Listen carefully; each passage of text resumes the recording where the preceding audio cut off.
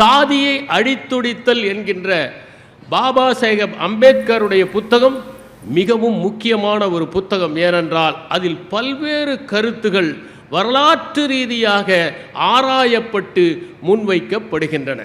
இந்தியாவை கண்டறிதல் என்கின்ற ஜவஹர்லால் நேரு அவர்களுடைய புத்தகமும் மிக முக்கியமான புத்தகம். வரலாற்று ரீதியாக பல உண்மையான தகவல்களை முன்வைத்த புத்தகம். ஆன்மீகம் என்பது வெளியே தேடுவதில் இல்லை, உள்ளே தேடுவதில் இருக்கிறது. நீங்கள் கோயில்களில் தேடி அதை அடைய வேண்டியதில்லை, உண்மையிலேயே ஏழைகளுடைய கண்ணீரில் அதை அடைய முடியும் என்பதை வெளிப்படுத்தியவர் ரவீந்திரநாத் தாகூர் தன்னுடைய கீதாஞ்சலி என்கிற நூலிலே அதை வெளிப்படுத்தினார்.